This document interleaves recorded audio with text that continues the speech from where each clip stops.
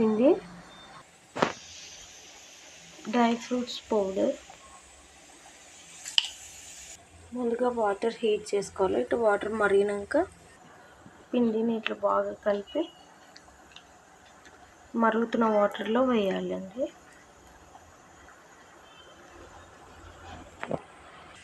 ముందుగా సాల్ట్ వేసుకోవాలి తగినంత. తర్వాత మనం కలిపి పెట్టుకున్న పిండి వేసుకోవాలి. కలుపుకోవాలి ఒకసారి అంతా. కొంచెం సేమియా వేసుకోవాలండి మీకు ఇష్టమైతే. రోజు రాగి సంగటి తాగే వాళ్ళకి ఇది వెరైటీగానండి. ఇలా బాగా మరగాలండి. బాగా మరిగిందండి. ఇంకా స్టవ్ ఆఫ్ చేసుకొని సర్వ్ చేసుకుంటే రెడీ అండి.